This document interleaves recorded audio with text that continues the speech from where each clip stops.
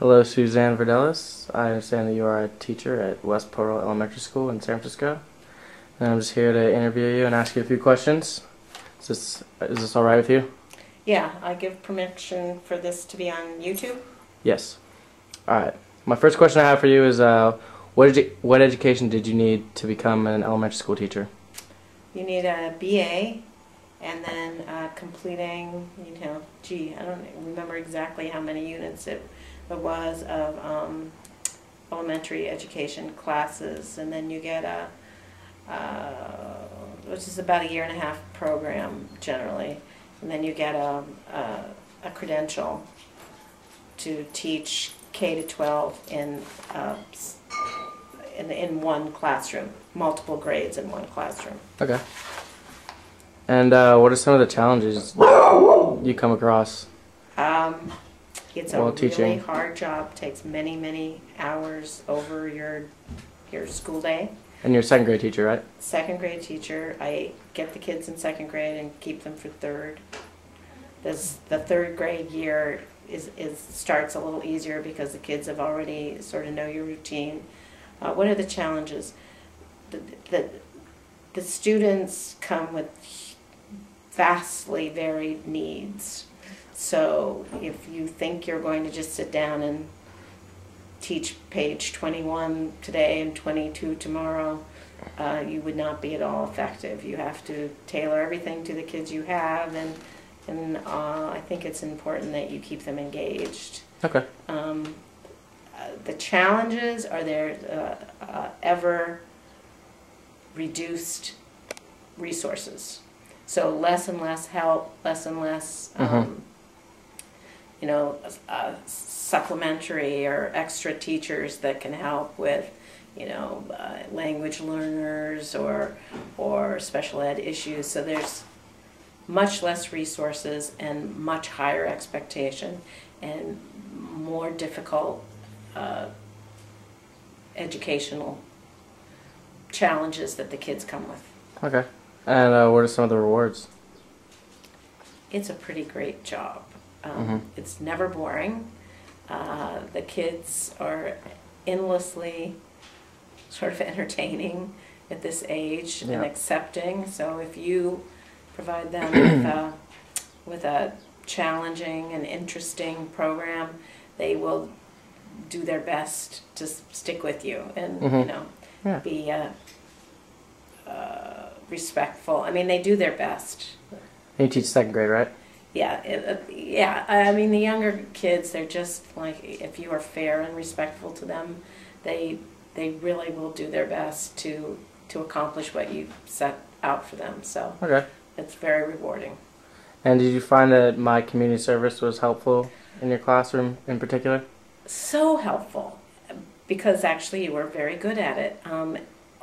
Any extra adult help, if they have a rapport with kids or just good instincts about who needs help and can come in and figure out what's going on and where the help is needed, is a tremendous help. And I'm always looking for somebody that can do that. If it's an adult that is shy or a little afraid of kids or hasn't a clue on what's needed, then it's like having another kid, so that's not helpful. So actually volunteers, student teachers, community service, people are great if they have an instinct for the age and know what to do.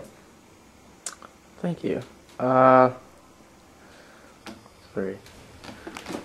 My next question is, do you think high school community service programs are beneficial to not only you but to the public school system in general? Absolutely, especially with such reduced funding and we're short so many human beings to help with all the challenges. A good community service program that got more young people into the class could be a huge help. It could take the place of paid positions, even on a short-term basis, so long as the kids that you got were well suited to that grade and had an interest in it. I think it would be a huge what sort of changes would you make to the public school system if you could make any? Well, I'd fund it more generously, and I would give school districts and schools in particular much more freedom to figure out how to use the funds. Like, yeah, I remember seeing like a newspaper that education is number like 42 in government spending in the state of California, and it's like prisons is like number 1. Yeah, and in the United States, California is at the bottom. Like Vermont spends 4 times per child what we spend. So, and we have way more challenges with many, language learners and lots of different ethnic groups. Yeah, so I mean, it's crazy. What are some changes? Oh, I was thinking of in particular. A lot of people are making decisions that, like, they adopt certain textbooks automatically. This is kind of like big corporations that are tied to the tests, and then they adopt certain textbooks. So I have in my 2nd grade classroom, big, fat, heavy textbooks that each one cost $150. If they gave us that money, I could spend that money way better on field trips and developing my own materials to teach them the same concepts. I mean, I think them forcing us at the top of the state, forcing us to use certain materials is a huge waste of money, and it's not the most effective way. Somebody's making a lot of money on those textbook materials that are tied to the test. Somebody's making a lot of money on the test, and they don't necessarily improve the education at all. In fact, I would say that, some of that is a setback. Yeah, it interferes with good education. So I would like to see, gosh, if I had the money, or if our school had the money for those textbooks that are stacked up on a shelf. If we had the money, we would hire more people. We would do better things with it, and it would be much more effective. So that would be one of my chief things. More money, but then more autonomy in how we spend it. All right, cool. Thank you. All right, thank you for letting me interview you today.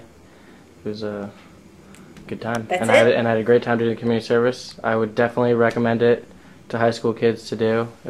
I had a lot of fun, actually. Any time they still ask for you, it was so helpful. All right, yeah, it's a great thing to do. All right, thank you.